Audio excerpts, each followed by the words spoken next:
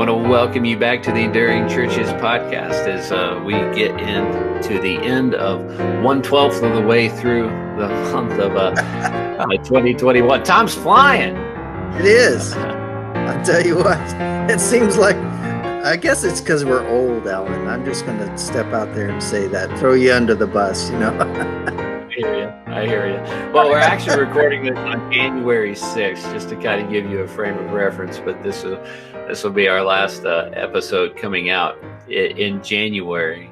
And if you've noticed the theme, everything has been 5 somethings or another all month long, and we don't, why break a good trend? So we'll finish the month with 5 more things. So Trent, what are we going to be talking about today? Well, we're going to talk about 5 terms that you're probably hearing a little more often, or maybe hearing for the first time in ministry. And we want to talk about those terms, why you're hearing them, and what they are. We're going to define those a little bit for you today.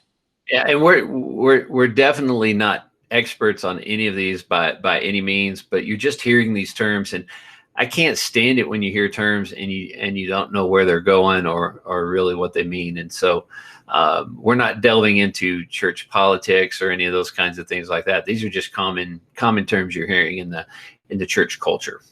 That's right. I remember going to seminary, Alan. I was this hick kid from West Texas. I didn't have a clue.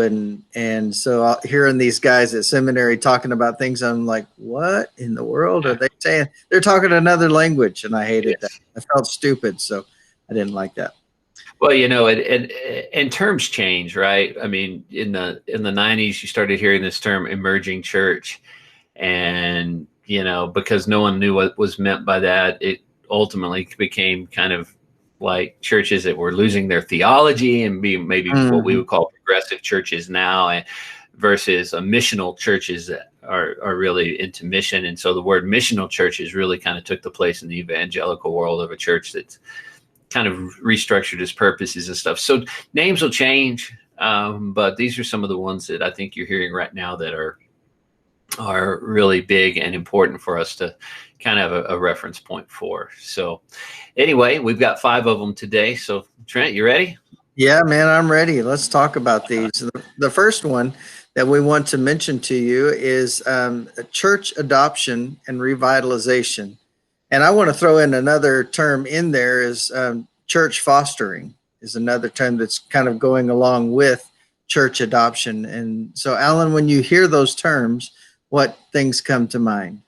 Well, let's start with the biggest term, which is revitalization, because that's probably the term that people have heard the most. And revitalization is something that probably most churches in America need some point of. And so, but when we talk about it in most revitalization settings, it's a church that is very close to shutting its doors. It's a church that has not had any positive trends in several years. And in many cases, they're a very aged congregation or a super, super small congregation. And it'll be, it's that church that has an auditorium that can seat 400 people and they have 12 people coming on Sunday. But right. By the time you get to that point in time, revitalization isn't just something we hope we do. It's something that's necessary. And now you're seeing churches, maybe they're 150. They used to be 400 10 years ago, saying we need some revitalization. So people are trying to get on it earlier now. But revitalization is a turn toward, we've been unhealthy. What does it mean to be a healthy church now? Right. And all these terms that we're talking about here, revitalization, then fostering, then adoption, they kind of go in that progression.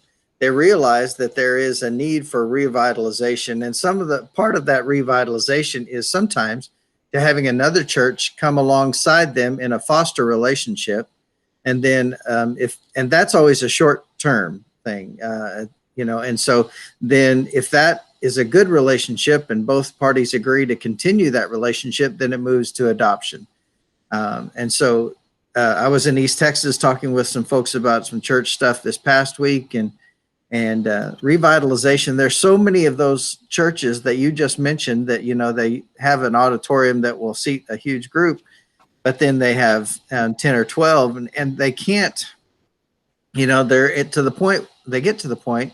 And usually this is what forces the issue is they don't have enough money to keep the lights on. And so they're like, oh, now we got to start thinking. And it's a little bit too late at that point to start thinking Right. through revitalization.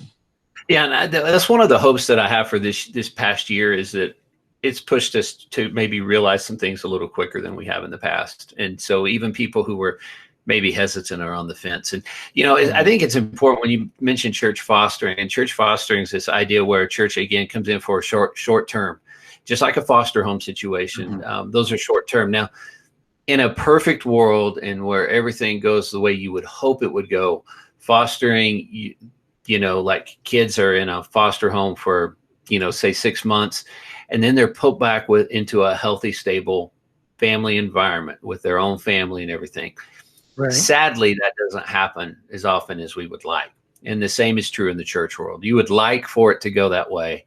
But very often, like you mentioned, the church is already, they're kind of beyond that point. Just like a lot of families are beyond that point. And so then what happens in many foster situations, of course, is there's an adoption that takes place.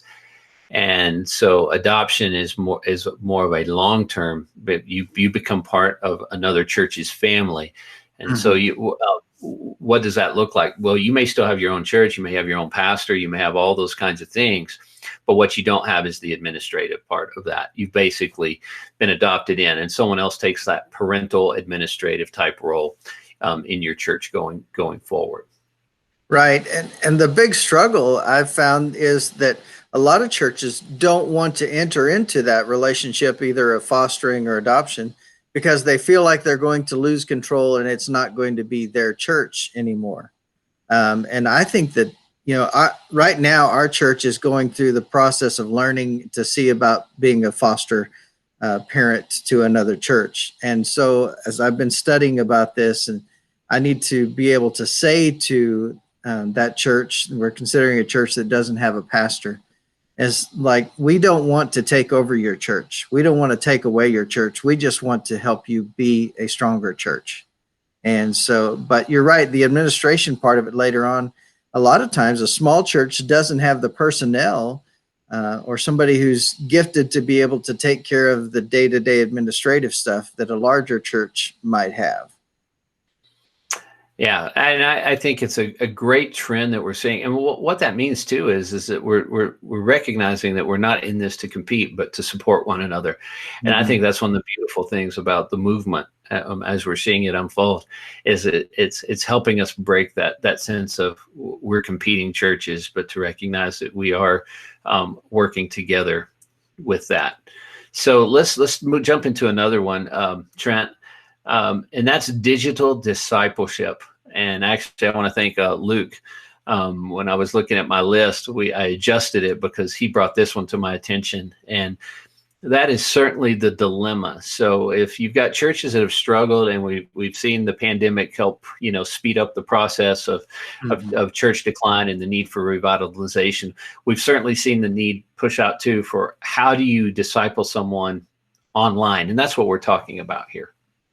Right. Well, and so I guess I want to get more input, because I see all these things, and I know that every one of our churches has been forced. I was just talking before we recorded to a pastor here locally that is dealing with several COVID cases in his church. And so everything right now is digital, everything's online. And so in my mind, that's what you're saying, is digital is online. Yes, but relationships are different online, right? Right. There's the question: can you even have a real relationship online? Well, let's just kind of put it out there. If people like all the dating sites, they have found success where you build something online, you start online, and then it ultimately moves to in person. And there's a lot of people in their faith life, it's going to start online. And so I think that we have to figure out how we get those beginning steps. And, an online teaching, I was talking with some school teachers, and that whole ability to communicate online is different than what they are used to in the classroom. And I think that understanding how we do discipleship digitally is important. I think a lot of it's going to boil down to, finding more people who can do that one-on-one. Mhm. Just like you and I are talking this way, this is a whole lot easier than if we had 8 of us right now trying to do that. So I think that it's actually scales down where we're used to scaling everything bigger. I think you have to think about scaling it smaller. And that's a big part of digital discipleship, which means the cool part is that you can train up a lot of people, and a lot of people are more comfortable in a one-on-one than they would be leading an entire group. And so I think it actually gives you more possibilities for volunteers. Yeah, I agree. And, the term discipleship, I think that a lot of people think that means growing somebody after they accept Jesus as their savior. I think that discipleship starts long before that. I think Absolutely. discipleship starts before. And so praise God that he has pushed our churches online. And so we're getting to have some input, hopefully, in people's lives that are learning about Jesus for the very first time. And so that becomes that we get to start that digital discipleship way earlier. Yeah, and I think it begins with the third term that we're hearing, and I actually mentioned this one in my service this past week. But the micro church, I love the idea. The macro church, of course, all the churches gathered together. But what about these things called micro churches, and what in the world is that? Yeah, and so in my mind, and Alan, correct me if you're thinking about something else, because we didn't talk about this part ahead of time, but in my mind, it is a couple of families getting together or something like that, especially because they can't be together with an entire church because of COVID and all that. So is that what you're thinking? So there's an intentionality to it. So if we talk about attendance trends in churches, we see that the attendance trends are going to trend down even after the pandemic, where, we were hopeful that people are going to be in person, 3 times a month to 2 times a month. And, it may be now that people come back and they're actually only physically in person 1 time a month, especially our younger, well, I wanted to say younger generations, but Barna Institute's saying that actually that's probably not true. They actually like the in-person better. But, I think that what you're seeing with microchurch is a tendency to say, you know what, this has been kind of a cool evangelical thing, that I can actually invite some people over. I can invite my neighbors over. We can kind of have do an event. We can have lunch. We can do this, watch the church service, talk about the church service. It becomes that first step, that opportunity to talk with someone. And I think giving your church people the freedom to do that and say, you know what, we're having a smaller church venue under our church. It's a way to be multi-site without having a bunch of sites. You don't have to pay rent. You don't have to do anything like that. But, there's nothing to keep any of our churches from saying, you know what, we're going to have the live stream, but we want all of you to invite X number of people to your house today. And we're doing everything, in micro centers to see, how that works and how that plays out. But the first couple of weeks of the pandemic, that worked well. And why did it stop working? It's probably because we got bored with it and we stopped inviting people. But Right. to people who are churched, it's still new and novel. And so and invite them and do some of that. I think it's exciting. Well, and I want to encourage our folks that may be watching this to make the most of the digital discipleship in that microchurch environment by not just playing a video, but if you'll take a little bit of time beforehand and put together, hey, here are some questions you can talk about over dinner with your friends after you watch the video, or here are some verses, here's the outline, and make it available online as a PDF or whatever that they can download or get on their phone. And, that way they have some tools, because I know there's a lot of folks in our churches that they don't feel confident enough leading in a discussion afterwards. And so if we give them some tools, they might be able to do that. Right. And a lot of this is about, equipping people, whether it's in digital discipleship or micro church. One of the things that we're planning to do this year is equip our church to host a block party and to teach them how and to show them how. We were thinking about where are we going to put our outreach money, because we just don't know what big events we're going to look like this year. And so we said, well, what about small events? We know at some point in time this year we're going to be able to do smaller events. So what about hosting some block parties and getting people in our neighborhoods back out together when they've been waving, where they can actually shake hands again and do some of those things. And we just won't tell Dr. Fauci when we do that. But all those things are important. And I think that leads us into this next one. And we've talked about this one, and this one probably isn't new to people, but the idea of family ministry and the idea that we think of our church in whole units, not, oh, well, there's the kids, the youth, the adults, that type of thing. Yeah, ministry to the entire family. And if they're in a home setting, you have to do that. You have to find ways to do ministry to an entire family, all the age groups. And there are families there's more so having, grandparents move back in with families. And sometimes you've got a lot of grandparents that are raising their grandkids too. Right. So you've got to be able to find ways to reach an entire family unit.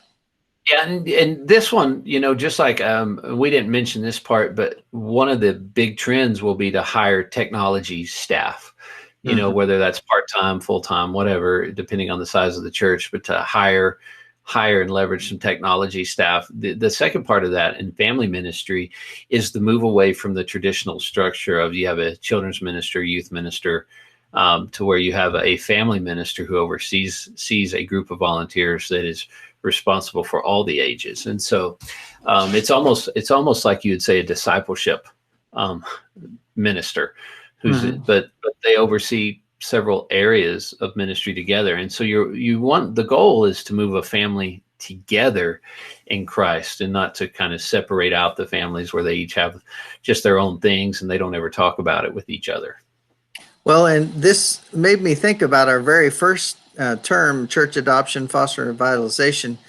Those little bitty churches don't have that possibility of hiring these people. But if they're in a relationship with another church that does, then they can gain the benefit of those people as well.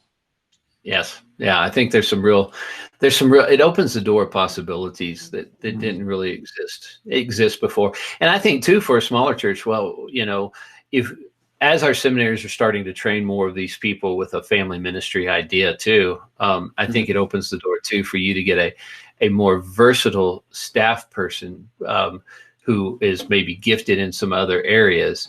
But even at that, one of the trends we've seen in ministry, and this is the fifth thing, is a move to people who have a different vocational viewpoint than others. And so, we used to talk a lot, and we still mention it, and then bivocational pastors. And what we mean by that is they pastor, but they also have another full-time job. But now we're talking about co-vocational and multi-vocational.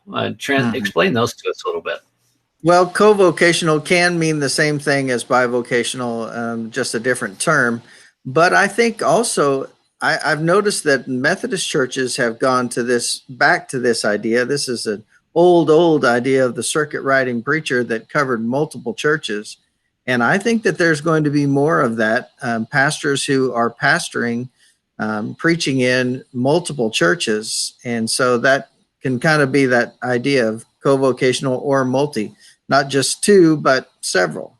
Yes. And that's a term. That's a reality in most of the world except the U.S. There are pastors who are pastoring bunches of churches in Africa. There are pastors who are pastoring bunches of churches in Eastern Europe. So that's my thoughts about that. Yeah, I think that we'll definitely see that trend moving. And then the co-vocational side. And I think the better term for it is the co-vocational, because I think when we say bivocational, we think, oh yeah, well, I'm a full-time pastor, but I got to do something to pay the bills because the church can't pay my bills or whatever. Mm-hmm. And co-vocational sounds like, okay, this is a partnership, right? Mm-hmm. And so I have a purpose. I have a ministry in my whatever it is I'm doing. I'm a school teacher, or I'm a financial planner or real estate or whatever, and I'm also a pastor, and Well, they're both important.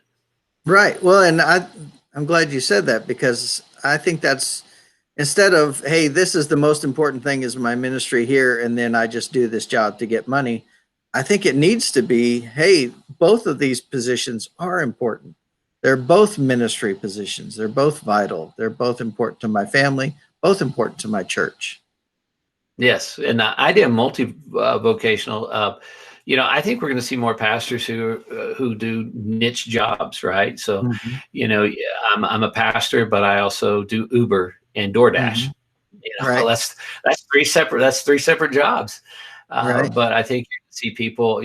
I don't get as much Uber at night, but there's a lot of DoorDash. Mhm. Or this or that, and again, I don't think there's anything wrong. I've considered coaching over the last several years. I've considered coaching a second vocation, even though I only got a stipend out of it. It just wasn't that I made so much money, but I gave a lot of time to that. And Mhm. so, in a way, considered myself in a multi-vocational situation. Well, and as a church planter before, Alan, you were able to do that, working in lots of business fields. So you understand that better than most. Yeah.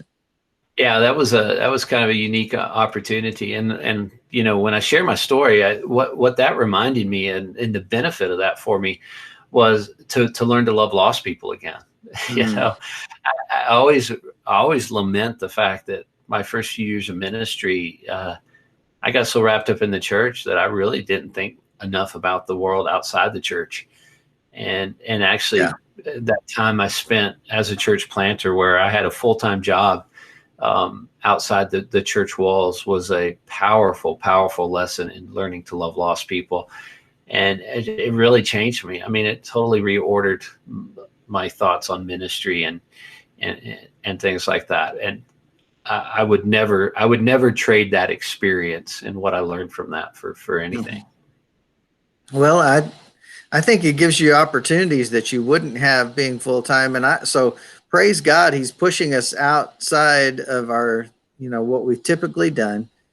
I almost said the word comfort zone. I'm so sick and tired of comfort zone, I can about puke. But it pushes everything that's happened in 2020 has pushed us beyond what we expected to do, and thank goodness, because it does give us opportunities to start new relationships with people that would never darken the door of our church otherwise.